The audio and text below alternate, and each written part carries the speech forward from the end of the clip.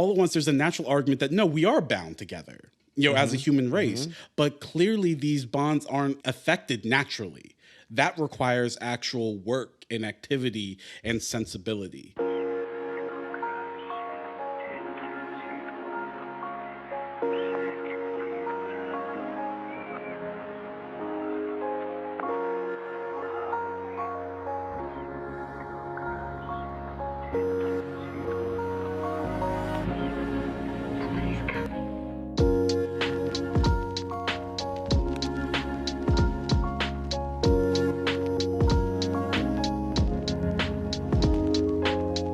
Hello, welcome back to What's Left of Philosophy. I'm Will. Here with me today is Gil. Hello. Lillian. Hey guys. And Owen. What's good? Today we are discussing David Walker's 1830 edition of An Appeal to the Colored Citizens of the World, usually shortened to David Walker's Appeal. And we read this alongside Melvin Rogers' 2015 article called David Walker and the Political Power of the Appeal, which you should definitely check out if you want to learn more about how to read David Walker. But for our listeners who might not be familiar with David Walker, I'm going to give you a little bit of a historical background and what the appeal is doing. David Walker, he was an abolitionist and a writer born in 1796, and he died in 1830, about 30 years before the American Civil War.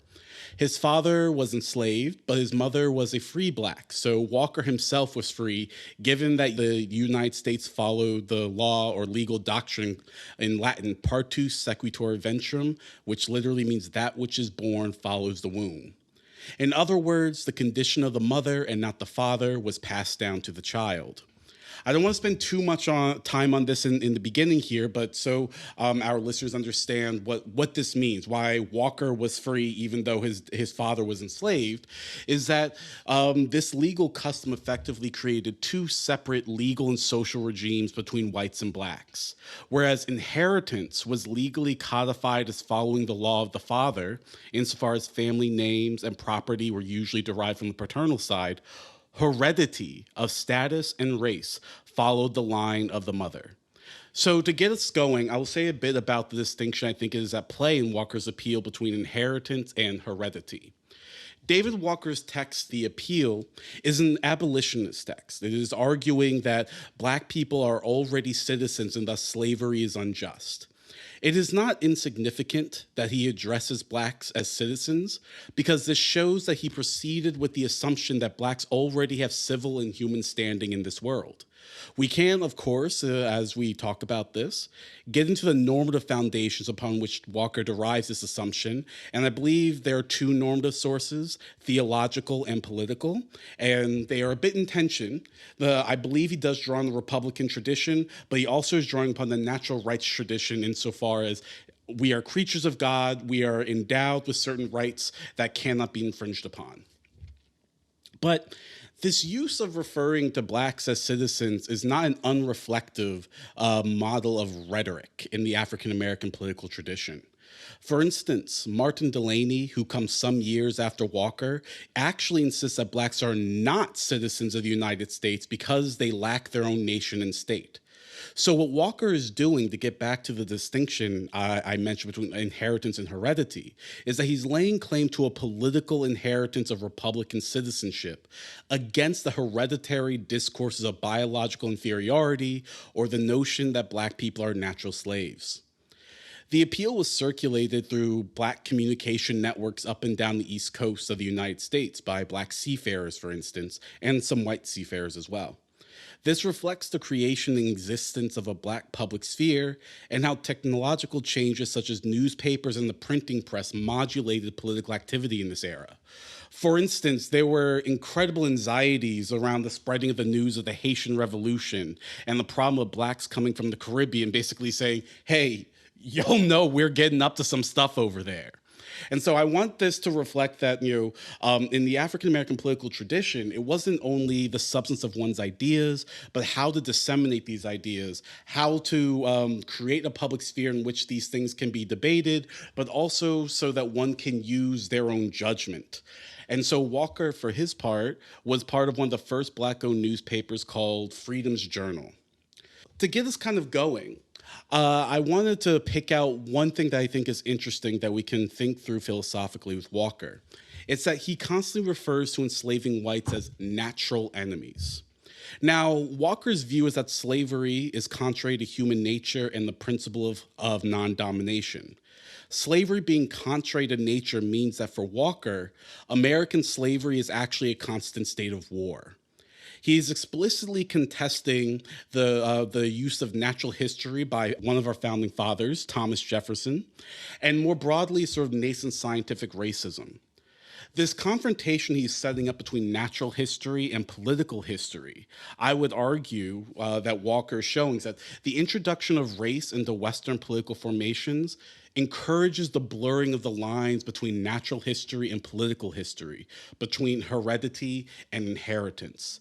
And thus, Walker's appeal is part of an attempt to inherit a Western political tradition against the sort of submission to natural racial inferiority. And so my point here, and I'll hand it over to you all, is, I think it's dangerous when politics and natural history start to mix. And Walker, I think, is trying to separate those out. And if politics is a sphere of human activity, natural history isn't about human activity, it is simply what is put upon you, done to you. And Walker's appeal is an attempt to prize that apart and create a political sphere that is divested of the vagaries of natural history, hereditary science, etc. Yeah, I'm curious what you make of that term natural enemies and the work that natural is doing there. Because I think my initial instinct is to read it in a bit of a deflationary way. Like it's like your obvious enemies, like know who you should naturally, given the circumstances and given your alignment or antagonistic interests, who your obvious enemies would be and obvious allies. But do you think there's a stronger, more work that natural is doing there when he talks about the natural enemies of the oppressed? Yeah. So, I'll make this quick. So, even though I think he's trying to divest natural history out, he does want to bring theological history in. So that's why I think that there are two source normative foundations for Walker's argument against slavery. I would love to talk about the Republican tradition that I think he's very clearly drawing upon. He's very interested in that. But, the natural law tradition that I was mentioning is he understands that since we are all children of God, that means we are, as a fact, something that we cannot change. We are part of the same human family. And any sort of practices that tries to either disregard that, to annihilate that, and what he thinks that, Black people are specifically debased and wretched is the word he loves to say, is because it has erected this ideological discourse that Black people are not a part of the human family. And so the natural enemies is that they are enemies against a theological understanding of human nature that is not about natural history and sort of evolutionary branches of genus.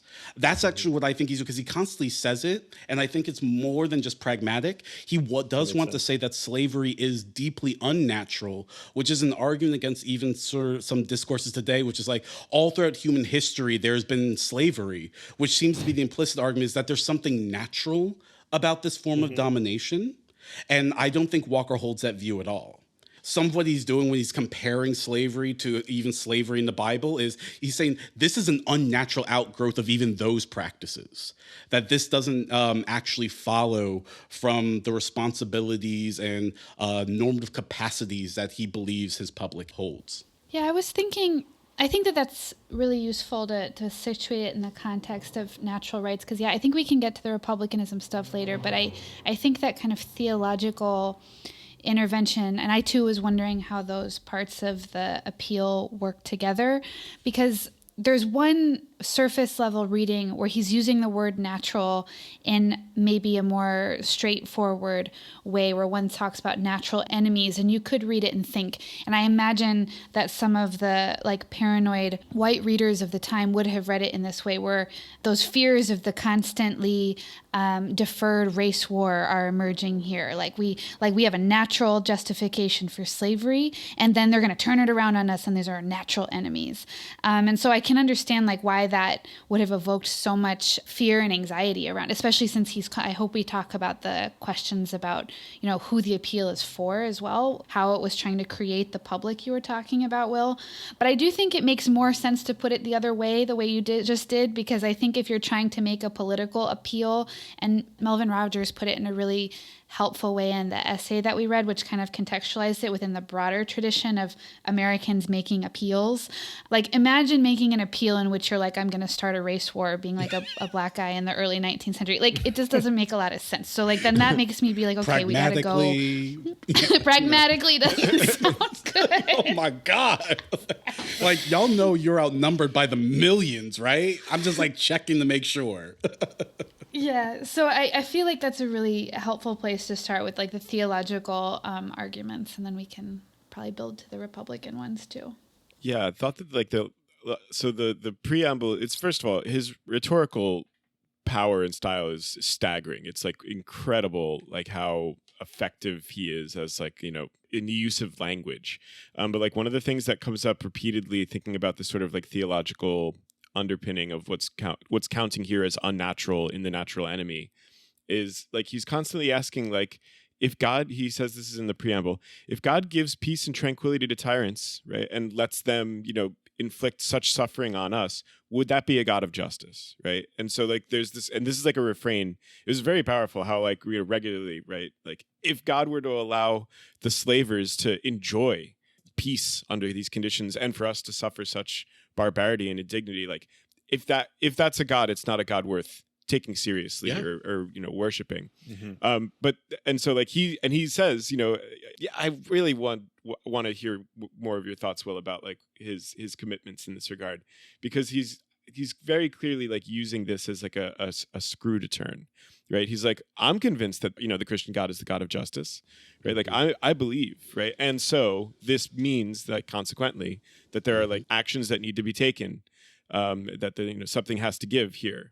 Like, the rhetorical form of the question is, like, if this is true, doesn't this call into question God's goodness? And then he says, no, it does not, right? This is like a really cool flip. Yeah, so I was going to say a little bit about this in my introduction, but I wanted to jump into it. So there are actually important legacies to this text, and one person who I hope we'll do an episode on later, Frederick Douglass. So Frederick Douglass employs this sort of mode of argumentation, though I do think that Frederick Douglass is, in important ways, distinct from David Walker. But you're right, the screw to turn comes up in What to the Slave is the 4th of July, where Douglass starts talking about the Declaration of Independence, the Founding Fathers. And then he starts saying, so if you buy those premises, you know what conclusion you are drawn to. He even does the form of the trick, at least Douglass does in What to the Slave is the 4th of July, is, so either, black slaves are unthinking brutes who have, no rights to citizenship, then you shouldn't care about what people write about slaves. You shouldn't worry about them reading those. You shouldn't even worry about passing laws against them reading. Or you think that they do have the capacity for judgment and rationality. And I thought those were the hallmarkers of humanity. And if that's the case, then you must be led down this path. And so there's this interesting play that Walker is doing. And, I could go on and on about the history. Some read them as, sort of proto-form of black nationalism. Sure, that might be there, but rhetorically, he does draw upon the founding revolutions, at least of the United States. He makes reference to the Haitian Revolution. He makes reference to the French Revolution. So, in other ways, he takes himself to be a part of modernity and the Enlightenment and says, so if these are your principles, this is the action that you must be led to.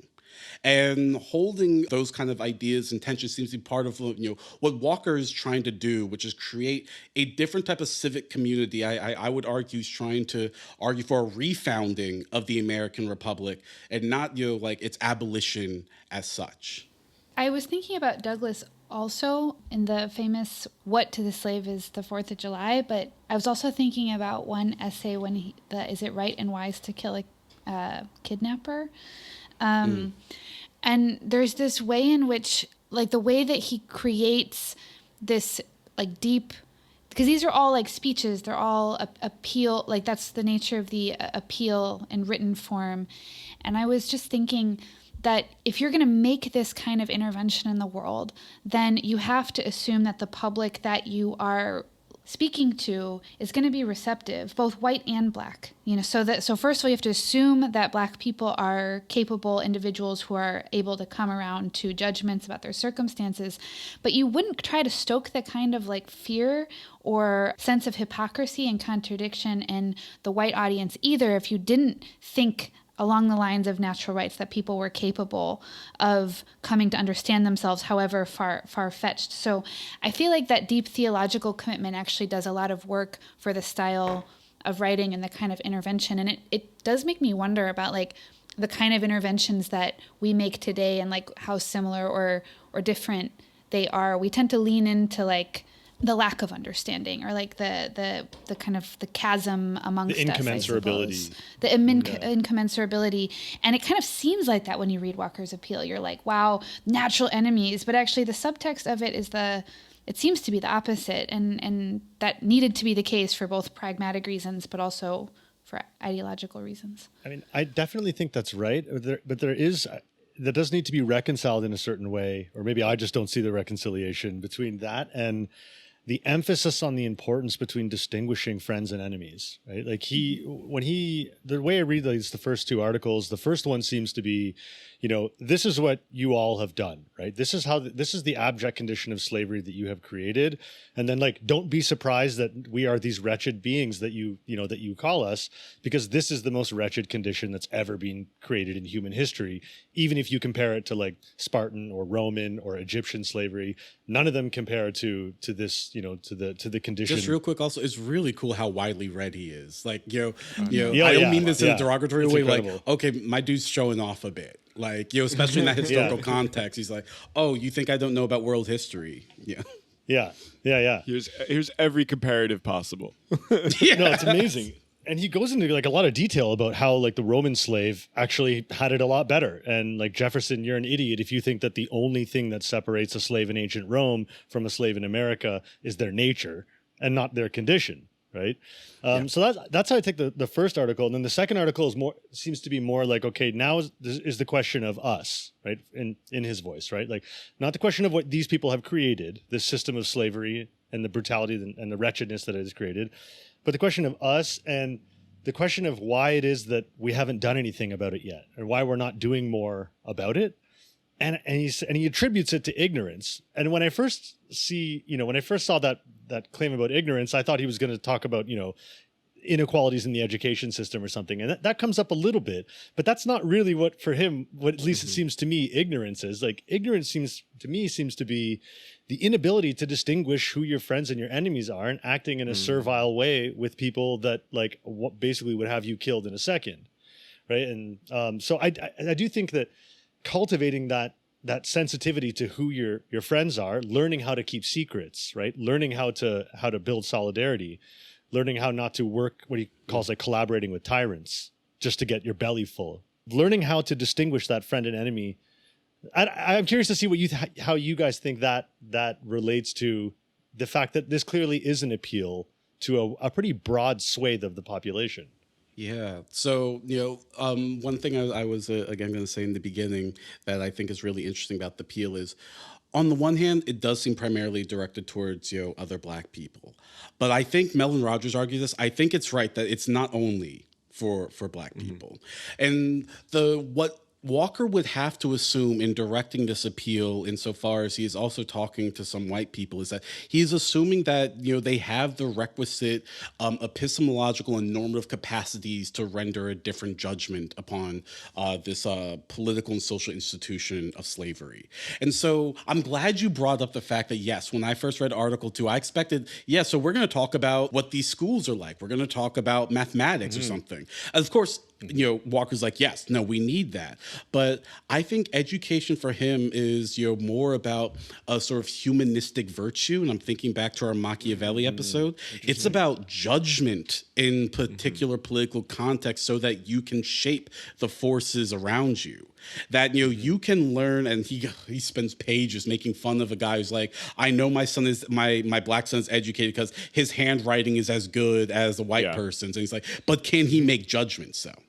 Can Yeah. your son actually, know what you need to do given certain circumstances? And why I think judgment is so important. For Walker, a political vice is a lack of judgment, not knowing what you should do when a situation arises. In the first article, he mentions wait for the opening and then get yourself free. He does not counsel, do things that are counterproductive, do things that that will fail. And so the harm of slavery isn't just that Black people don't learn grammar, though he thinks that that's important. It's that it affects their political judgment of what they are due and what they will need to be done in order to get their just deserts. And I think relatedly, that must be also white people are lacking judgment insofar as they are judging this to be either a just institution or they're bringing in natural history when what we're talking about is political history. That's super interesting. One of the points that Rogers makes in the article, and which you brought up in your little introduction, is the sort of paradoxical status of the appeal to a citizen of color, like this sort of like impossible syntagm at the time, but like calling into existence the addressee by saying that like there's this reflexive appeal to those who are capable of this kind of political judgment that you're describing, but also that the call is for them to develop that capacity, right? Like that like there's there's a presupposition and also an ask that be developed, that not be allowed to lay fallow as it has manifestly been. So I wanted to the thing about exercising judgment. What I felt really excited about reading the article on ignorance was that I thought it picked up on some of the themes from the Machiavelli episode and what you said, Gil, about like what happens when judgment is allowed to lay fallow. And this idea that like a republic is a place in which people are able to exercise judgments, like generally speaking. They have to maintain the free society. And that's why we can't be free if we don't actively make judgments, because then our capacities to make them lie fallow, and then people can take advantage of us, or they can use what he often says, take advantage of, sometimes he calls it the good nature of Black people, but more often the ignorance and undue submissiveness that they perceive. So then there's this way in which the capacity to have a republic is not possible under these conditions. So what really came out to me was there's this classic like master-slave analogy, in this case literal, of like the Republican framework, from like the Roman Republic onward. And I think what's fascinating is like in the context of a slavery that's not just metaphorical, like in the neoclassical Republican tradition, but in the literal case, you get these like practical consequences that have to be understood because the public sphere, it doesn't exist and you have to bring it into being. You have to create this sphere, but people don't have the capacities to do it. So what do you do about that? Concretely, like this isn't a philosophical exercise, but it actually like raises these philosophical questions that you wouldn't have gotten under different circumstances. So I just thought that was really interesting. Yeah, I just want to build off that point real quick. I keep coming back to the tension between the theological and the more political argument in Walker, is that even though he makes this theological argument, you might expect him to say, so God will provide. God will take care of it. And sometimes there is that. But then he insists that, no, we cannot expect God to simply grab us by our hair and free us.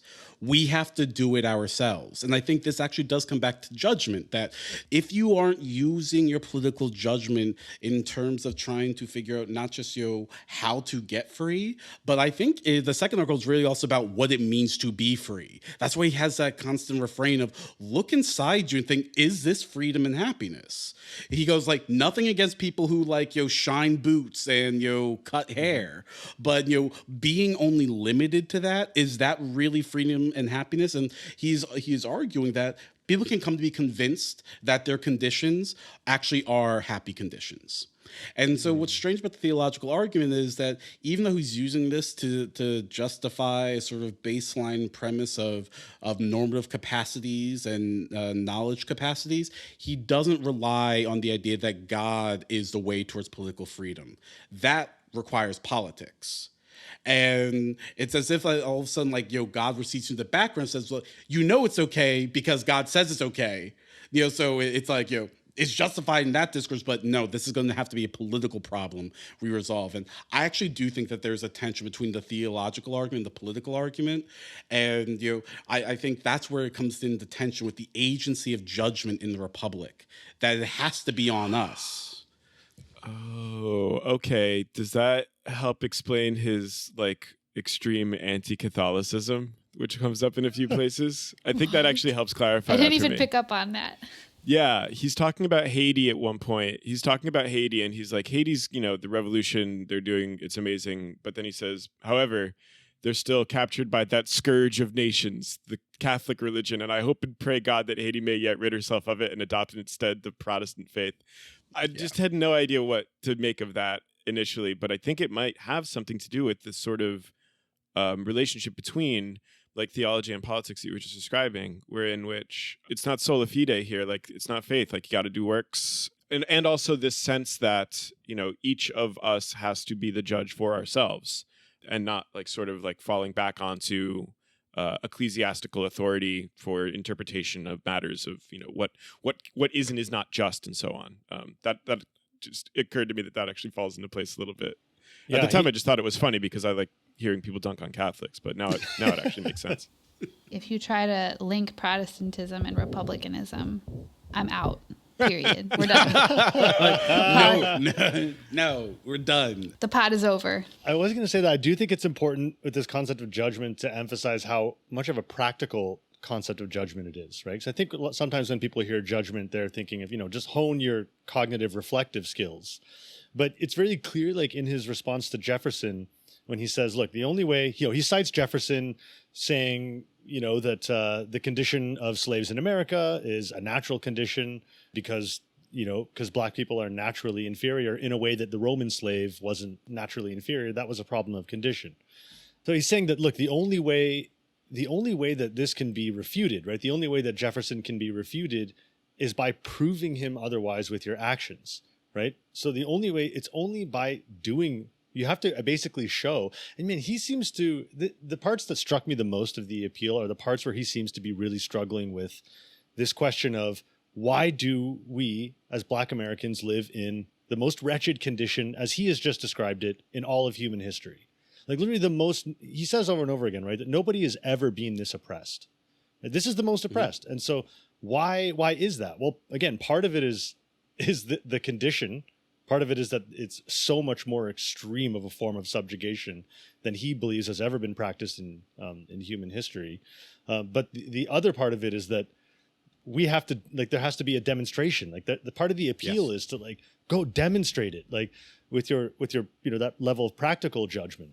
Yeah, that's why he says, and I wondered what you all thought about, my boy has a bone to pick with Jefferson. Just long block quotes. And he's God. No, Yeah. we're reading notes on the state, notes on Virginia, or whatever it's called. Those are the main footnotes. Almost one of Exactly. there's 3 texts and almost all of them are Jefferson. Well, he also All of them are praises Jefferson like crazy. I think it's because he thinks Jefferson is uniquely brilliant as a thinker. And so he's look, this really brilliant person, the most brilliant of all of these whites. You know what I mean? This is what he thinks about us. He can calls this him a possibly be philosopher. true? He does. Exactly. He says, He calls him a philosopher, yeah. among better philosopher there barely has ever been, or something like that. Which, I mean, I don't think I buy that, but it's definitely, We don't have to agree definitely with a claim. Walker and everything.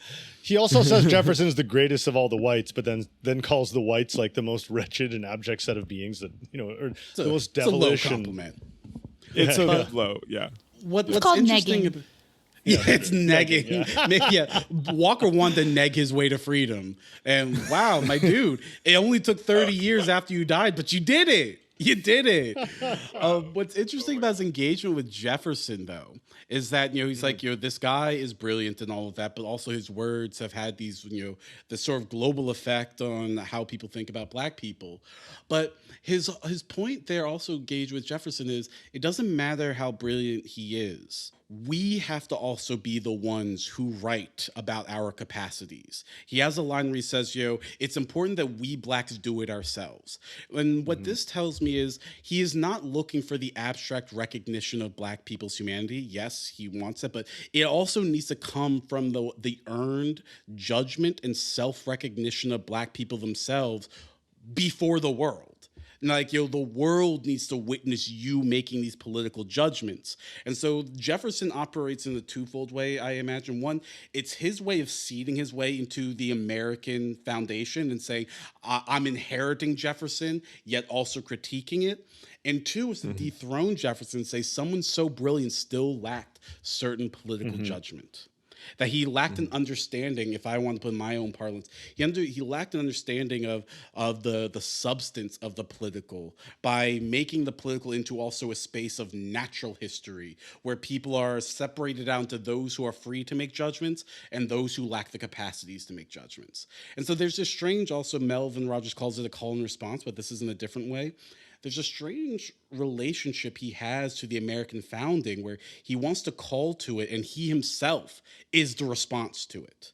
And he's saying this response is me exercising political judgment in the political sphere. And that is also what is necessary for there to be a really healthy republic, that people know we are able to respond to the political tradition we've inherited. Why would it be a argument that Jefferson can't exercise political judgment? Why wouldn't it be just an argument about moral hypocrisy? I mean, I understand from Walker's position why he's exercising political judgment, but there is this, I feel like part of the theological argument is also, moral argument. There's like levels to what he's saying. But like, when I think about what it is for like a ruling class person to exercise political judgment in the way that they need to, I'm like, he is exercising good political judgment. He's doing what he needs to do. But he's certainly a moral hypocrite. Maybe, I don't know if this is like a profound question, but I just kind of thought, okay, but I don't know. I don't buy it. Like class society, me, cold water, like seems like he's doing what he's doing for the the reasons he wants to do it. And he's justifying it. And yeah. This is why, I love reading these figures from the past, but obviously how well you can transport them to the future will depend on your sort of taste.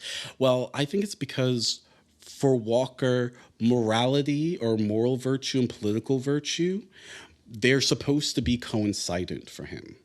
And so there is a moralization of politics, and that's when the theological is going. It's a two-hander. That's when the theological leg of the argument is going to start doing the work. That even if you could say, given his class position, he was exercising good political judgment, we can still avail ourselves of a normative critique of Jefferson insofar as we can show that his moral judgmental capacities were distorted, brutalized, etc. And so if his moral habits, moral comportment, if we want to put it that way, are distorted, then we can understand why a political situation that I describe as a state of war grows out of those distorted moral habits of regard. Yeah, it might also be the case that there's the moral hypocrisy, obviously, but also just Jefferson's just wrong. Right, like in terms that I think are not moral, actually. So, for instance, there's the distinction that Owen brought up before, which I think is really helpful in revealing, right, the way in which he sees the slavery of Roman antiquity, and it's like, oh, well, that's not a natural difference; that's one of condition. And then he turns his eye towards chattel slavery of Africans and African Americans in the South, and he just has the wrong take. He just is like, oh no, this time it's about nature, and we can talk about that this is the judgment that he would have to make, right? Like to your point, Lillian, in the interest of his position as a member of the ruling class, the landed proper gentry and so on. But just he talks about he's like, oh, I'm just doing natural philosophy vis-a-vis the different species of man. And it's like, no, you're not. You are not doing that, actually. Yeah, it is funny how ahistorical it is too. It's like, oh, well, how did they get here? Why are they in America? It's not some natural reason why those slaves exist there. The Middle Passage probably has something to do with some differences, But also, furthermore, to keep pushing this, though, I think Walker could. I don't think he avails himself of this. He could still have a route to a political critique, because if for Walker slavery is unnatural, he also seems to understand that slavery actually tends to break apart republics. That it actually is not in the interest of a healthy and flourishing political sphere, and that's why we were talking in the beginning. He mentioned Spain and Portugal, and it turns out Lillian informed us that not actually that much was happening in Spain, but he goes on this long tirade that and see, we're clearly seeing God's judgment tearing this nation apart. Spain won't be here much longer. So Walker missed the boat. Spain is still here. But his point that this creation of a state of war within the political sphere will only beget more and more violence, more and more dissension. That's why I mentioned that he's writing this only 30 years before the Civil War. In a sense, he is born out not because he is psychic or something, but because the problem of slavery was a huge political problem from the jump. It was never that all the white people were like, yeah, this is great, this is completely tenable. Many people were struggling over, what do we do with this, especially with the manifest contradiction, especially with the fact that these slaves are reading and learning. And then you add in the fact that there are some free blacks walking around talking about, why are y'all still slaves? This is a recipe for disaster. And so I think he would say that slavery is actually antithetical to a stable polity, if that is what you want. Yeah, he makes he says slavery makes whites fight each other in the end.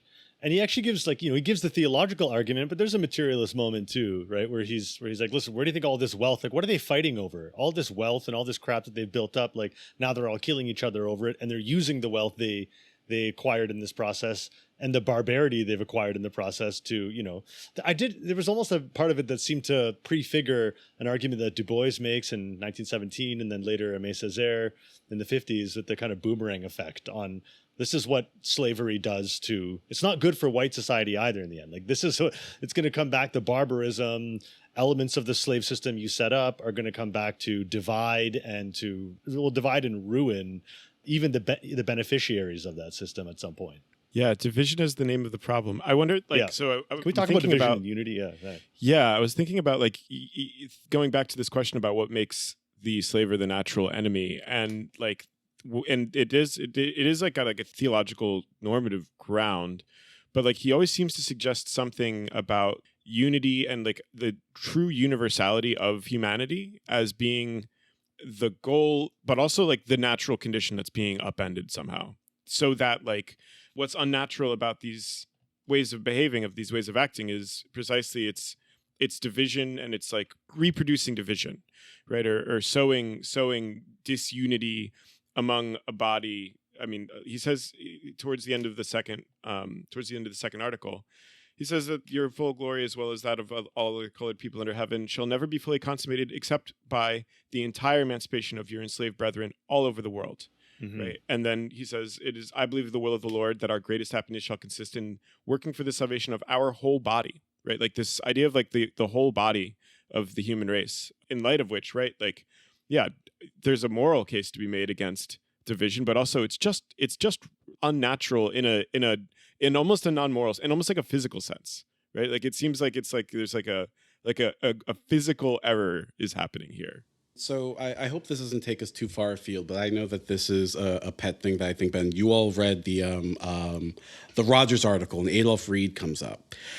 There's also what I love that you can find in this historical text. There's also already a tension or a worry over a sort of presumed organic camaraderie and political companionship amongst blacks themselves.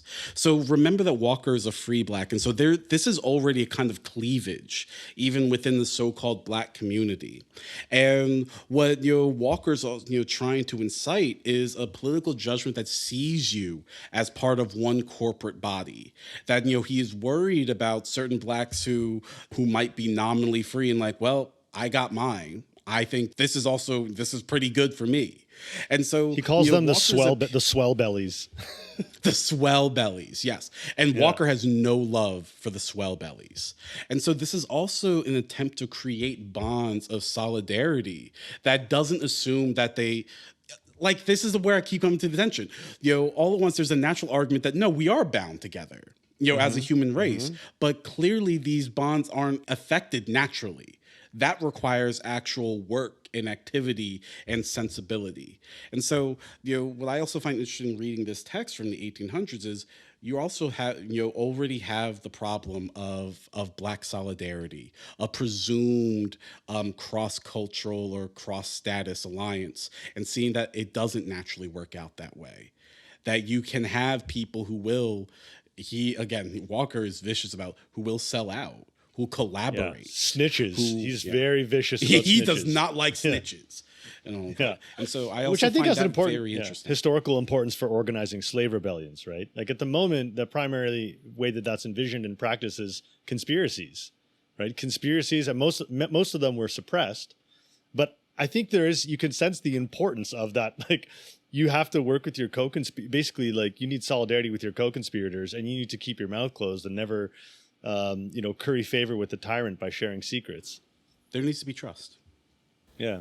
There needs to be trust. I also think it's important that that kind of worry comes out, like, because he's a northern free Black, he's writing in Boston. And he's outraged for evident and righteous reasons.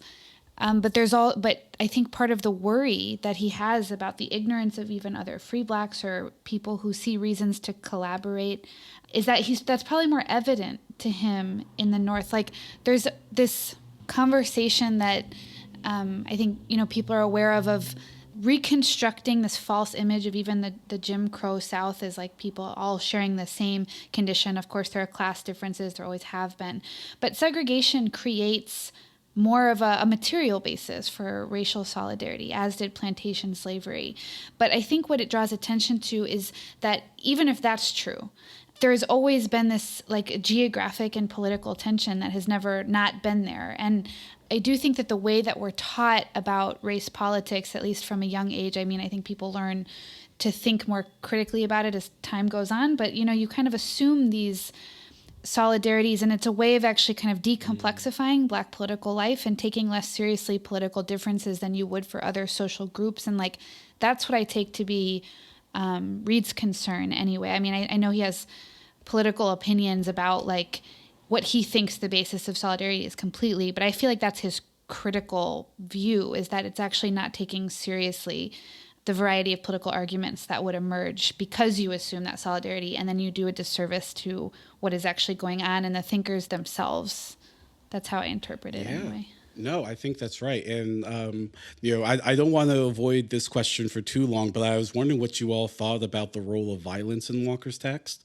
And so I don't mean that just to be like rah-rah it. Like, it's a really complex question because even when Walker wrote this text, there were abolitionists and Black people who were deeply unsettled by what he's talking about in Article 2, where he's like, he spends a lot of time talking about this newspaper article where some slaves collaborated and they got themselves free, and they killed most of the white people that were, carting them. But one of the slaves, a Black woman, saved one of the white people, and then he went back, got his friends, and, as most slave rebellions go, it didn't go well for anybody involved and all of that. And Walker, he is unbounded in his rage about the woman who helped the the white guy get away. He's like, no, if you're gonna do it, you do it all the way. And so I bring that up because there were definitely free Blacks also who read this and they were like, what are you doing? And there's a way that you can understand this as, from a particular perspective of, Blacks who relatively, again, it's still pre-slavery South. It's not like, dope as hell. But, from your own perspective, your political judgment is things are going pretty all right with me. And so I'm choosing who my friends are, and this is too radical. What we need is, some other form of more conciliatory politics, which definitely even existed before the abolition of slavery, sort of go slow method. And so this isn't about saying that Walker was right or not, or at least not for me. You all can take your bite at the apple of what you think. But I think that, Walker's really trying to take the view of the least favored and saying conciliation isn't going to help these people. What's going to be needed is a political judgment when violence might be necessary. And that might make my personal life more uncomfortable. Something that we haven't brought up that's a cool historical fact. This was interpreted as a seditious text, so laws were passed to kind of prevent its circulation. And I know Walker knows that if he ever found himself in the South after having written this, no. Yeah, he's not making it out. And so Walker is putting his skin in the game and saying, no, this is what needs to be said. And I think sometimes we get this romantic history of Black political thought that they all agreed, they all knew what should be done. And the disagreements kind of happen in the post-civil rights era where things get, murkier. But those tensions were always there. So I love this question, and I'm wondering if it helps shed light on, I have a hypothesis about how to answer it based on a quote. It's an odd quote. He's talking about these things, right, that you're describing, Will, like the need for there to be violence, that there will be this destruction. He says things like, yeah, these white people who want to, hold slaves, like they'll get theirs, right? Like there's a reckoning coming. And he says, this is the quote, "No doubt some may say that I write with a bad spirit, and that I, being a Black, wish these things, i.e. the destruction of the white world, to occur. But whether I write with a bad or a good spirit, I say if these things do not occur in their proper time, it is because the world in which we live does not exist, and we are deceived with regard to its existence." And I just found that so striking. And so I wonder if you all have thoughts about this idea of like the world not existing, like which world is he talking about there? I think that there's like one potential like solution to this puzzle of how do we hold together these universal sort of theological aspirations of peace and love, and also the necessity for violence and so forth. Is it because this world, this deceptive world that it looks like it exists but does not in fact, is a world of morals, right? Is like a world in which there is any thickness to the normative underpinnings of civil society? Like that's kind of how it struck me, at least. I'm wondering if you all had thoughts about that. I think that's definitely what he means. I think, he's basically making the wager, and this goes all the way back to what you were saying in the beginning, that, I think the way that he's looking at violence is whether he's saying it's moral or not. I think, he's like saying that it's not really about that. I'm actually trying to describe what would be necessary if it is true that we are human creatures with these, normative capacities and these normative rights we are due. And that, if it is the case that, it turns out that this world can keep on rolling while this sort of barbarity is occurring and no sort of reaction comes forth, no sort of pushback or revolution, I do read him as saying then the moral world that we claim orders what we are doing, that gives sensibility, it actually doesn't exist. That it turns out it is all sort of brute force or pure contingency. And I think Walker is like saying, I can't even entertain that premise, or else none of what I am doing here makes sense. That right. There has to be a moral world that, I would argue, I think for Walker, envelops the political world such that it's not simply a play of pure forces of power, pure gambits, and pure randomness. So I have a question about the violence question.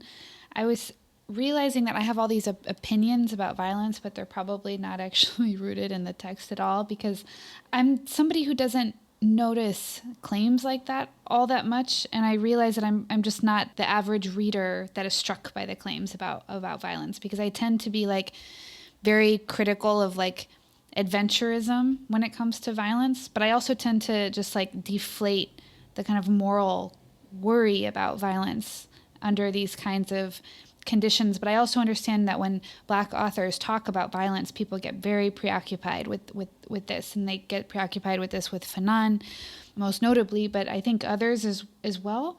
And so I actually just kind of want to ask about the question, because in my opinion, it's like if you're writing in the early 19th century in the United States, the idea that the slave power is going to be defeated without violence, or that it could be justified.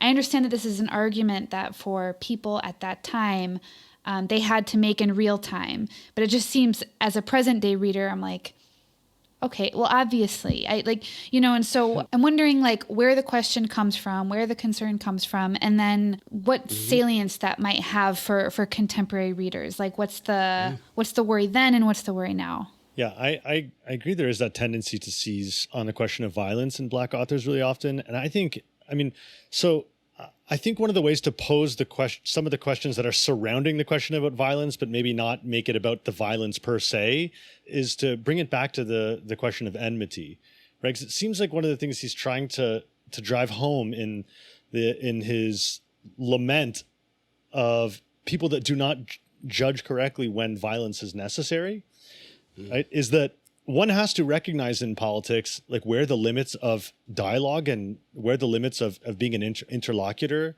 where those limits lie. And it seems like at a certain point he's saying to exercise a good political judgment is to know when you're not dealing with a potential interlocutor. It doesn't mean you always use violence, right? He always says like when the conditions make it necessary, and then once the act has started, right, then everything is fair game, right? Then you've got to do whatever it takes, right? But it seems like what I thought he was emphasizing more in those discussions of violence was that, listen, he says, there is no such thing as humanity and kindness when you're dealing with devils, right? He says like you shouldn't be protecting devils, right? So know when you need to distinguish between somebody who has ears for reason, who something can possibly hear you, for whom your claims will be audible, and know when those claims are going to fall on deaf ears, and then something like force or something like that is necessary. Does that make sense? It's not the violence per se. It's not the destruction per se. It's the lack of any alternative and knowing when there's no alternative. That's super interesting. It also it made me think of like this question of like, who's this written for? And the possibility that, at least as Rogers says in his essay, that at least in part, he is addressing himself to, some set of white America as well. But maybe this is where a line is being drawn, like, because there's a certain group of those people for whom he's just not interested in trying to speak to them, right? That there's not a conversation to be had. And I was reminded of like in imagining him addressing himself to again the capacity for judgment and normative reasoning of this group of white Americans. Like, I'm describing this situation for you. Doesn't it shock your conscience as well, right? Like, don't you see what's wrong here? And I was like, I just was so forcibly reminded of that amazing line by Stokely Carmichael when he's asked about nonviolence. I was going to bring that up. Yeah. Yeah. And he goes, well, look, that's a tactic that makes sense if your enemy has a conscience, and the United States has none. Right. And so I don't know. It's just, there's like a way in which Walker here is doing both, I think, interestingly, right? He's both like attempting to reach the conscience of those who can be reached, and also recognize the necessity for the line in the sand beyond which violence will be necessary. It's very sophisticated. It is. Yeah, there's an exemplarity to it, and by that I mean it's following the sort of force of an example where he's selecting this, saying, "Here's a moment where the horizon has been crossed," but that doesn't mean that he takes the example to be a general rule. Nowhere does he say, so kill all white people. In fact, what you're probably supposed to affectively feel while witnessing that is, how can we have a state of affairs in which such violence is necessary? And so in that way, it's also supposed to shock the conscience. I imagine some white readers who, whether it's from fear of like, oh, I don't want to find myself to be the one caught up in the conspiracy of these people's freedom, but also, look, if you call this a civil and rational society, why are people driven to such extremes? And if that shocks your moral sensibilities, then that should bring forth your political judgment of how did we create a political society in which it becomes actually impossible to live up to certain moral principles. It becomes contradictory insofar as you have a moral principle to be free. Walker is definitely in the tradition of you're compelled to be free. Like you don't get to actually just deny your freedom and say, I will be a slave. And there's a long sort of history of that type of political thought in at least in pre-abolition Black thought. Walker has an argument about this. Mariah Stewart has an argument about this. Basically, a lot of them don't have much truck for people who are like, actually, I'm going to subordinate my freedom. They think that's a moral wrong to yourself and to your nature. On the other hand, you have a moral principle not to do harm to others, not to subordinate others. And so Walker can use this example to say, look how irrational this society is. And of course, he lands on one side of that in that example. But I think that is another way of trying to draw forth the normative capacity and political judgment to say, how can you construct a coherent whole when you have these incompatible duties that are foisted upon a population? Yeah, it seems like to me that there's a tension that he's drawing out like right away that has a pretty long life in Black political life. I mean, I just think about the different ways in which even Martin Luther King tried to thread this needle. Like, he had a perspective on political change, and is very famous for nonviolence. That's the Martin Luther King that most people are familiar with. And then there's the King that was thinking about the riots and understanding them as, the famous quote, riots are the language of the oppressed. And so I think there's kind of ambivalence about, first of all, an acknowledgement that sometimes violence is necessary,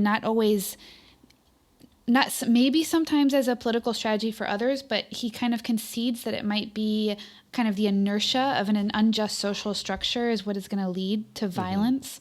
And I think there are multiple questions to ask, like, when is it appropriate as a political strategy? Is it ever blameworthy? Like, even if that way of thinking about it, that it's maybe some forms of violence are the language of the oppressed, suggests that kind of violence is not blameworthy, but there might be other kinds that are if it's not exercised in good judgment.